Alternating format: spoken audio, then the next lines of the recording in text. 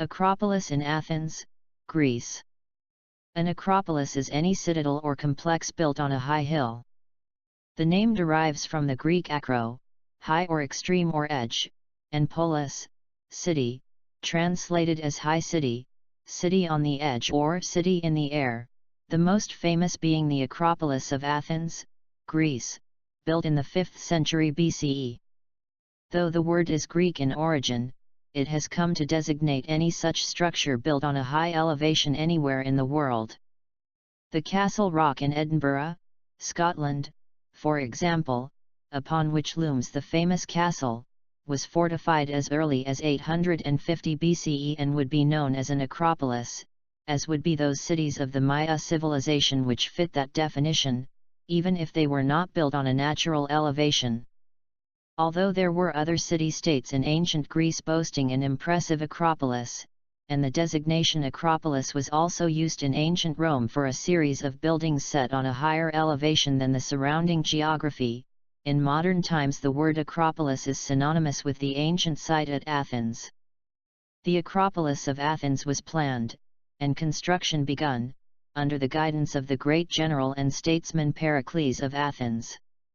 Over 2 years of detailed planning went into the specifications and contracting the labor for the Parthenon alone, and the first stone was laid on July 28, 447 BCE, during the Panathena festival. Wishing to create a lasting monument which would both honor the goddess Athena and proclaim the glory of the city to the world, Pericles spared no expense in the construction of the Acropolis and, especially, the Parthenon, hiring the skilled architects Callicrates, Mnesicles, and Ictinos and the sculptor Phidias to work on the project. According to the historian Pedley, the work was carried out under the supervision of Phidias. In fact, Plutarch says that Phidias was in charge of the whole of Pericles' scheme. Hundreds of artisans, metal workers, craftspeople, painters, wood carvers, and literally thousands of unskilled laborers worked on the Acropolis. Phidias created a gold and ivory statue of Athena which stood either in the Parthenon, known as the Temple of Athena Parthenos, or in the center of the Acropolis near the smaller Temple of Athena.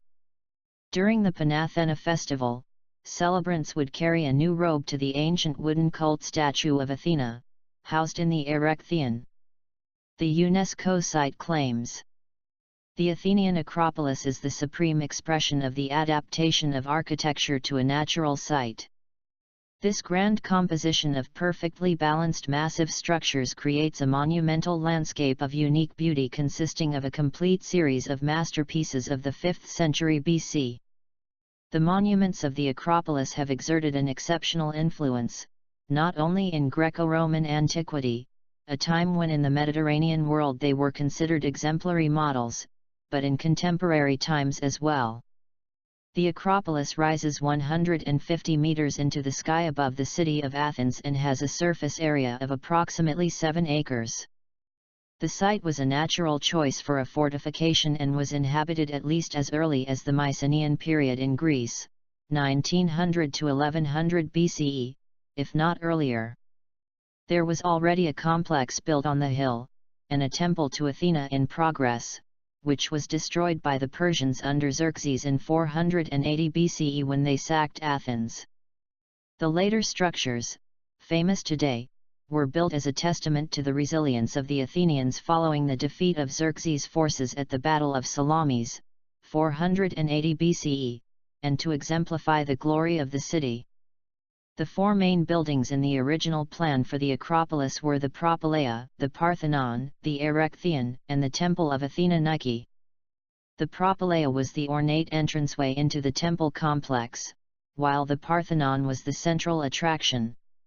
Pedley writes, "The Parthenon is unusual for its mass of Doric refinements, though these modifications to the horizontal and vertical are minuscule.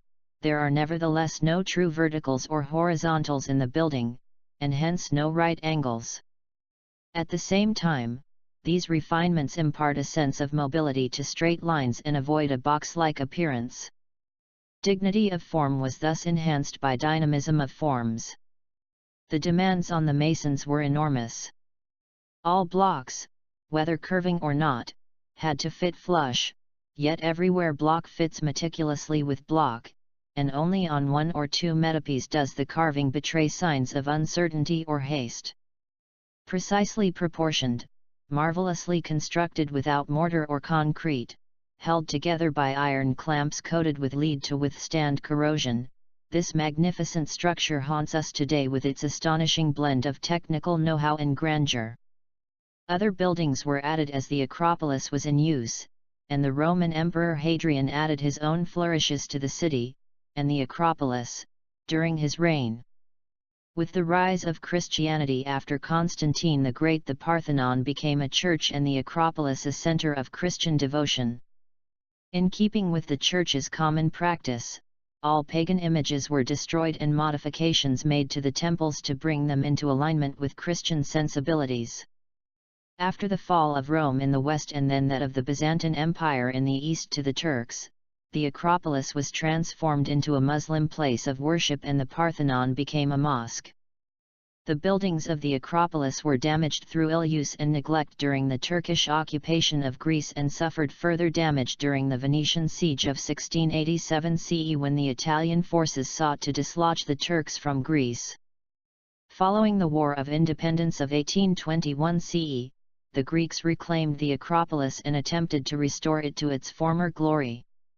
The English Lord Elgin, however, with the Turks' approval, had removed a number of the pedimental figures and large chunks of the frieze of the Parthenon, and sold them to the British Museum in 1816.